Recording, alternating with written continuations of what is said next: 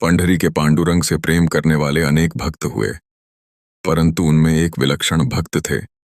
स्वच्छ निर्मल हृदय वाले विट्ठल भक्त नाना बुवा तांदुलवाड़ीकर। सातारा क्षेत्र में कीर्तनकार के रूप में उनकी कीर्ति दूर दूर तक प्रसिद्ध थी। पंढरपुर की वारी करने वाले, भक्ति रस में डूबे हुए यह वारकरी पांडुरंग का नाम अपने श्वास में बसाए जगत भर भटकत अस्तें।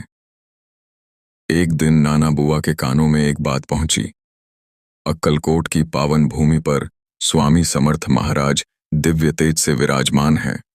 स्वामी की कीर्ति, उनकी अलौकिक लीलाओं की चर्चा सुनते ही नाना बुआ के मन में तीव्र आकर्षण जाग उठा।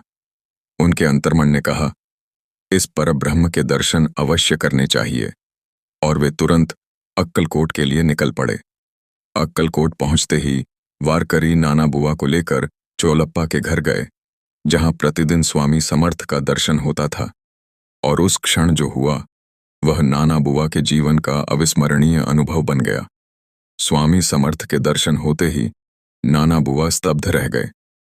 उनके समक्ष एक दिव्य रूप, मानो पंढरी के स्वयं भगवान विट्ठल उनके सामने खड़े हों।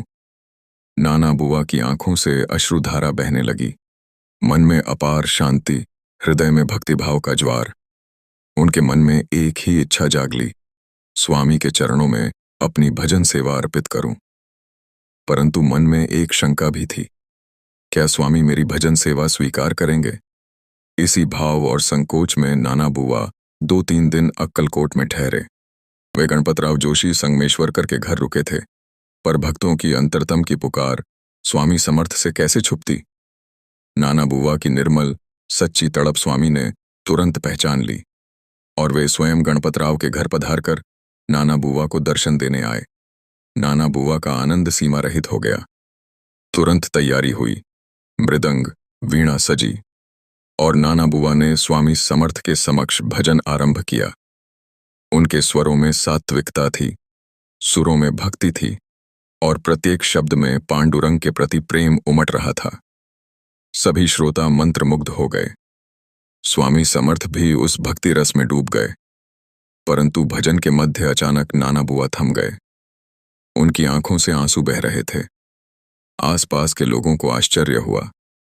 भजन समाप्त होने पर जब कारण पूछा गया तो नाना बुआ कांपती आवाज में बोले, मैं भजन में डूबा हुआ था, तभी स्वामी समर्थ का रूप अचानक अदृश्य हो गया और उनकी जगह साक्षात सावले पांडुरंग प्रकट हुए। पीतांबरधारी, कमर पर रखे दोनों हाथ, मस्तक पर तेजस्वी मुकुट, गले में वैजयंती माला।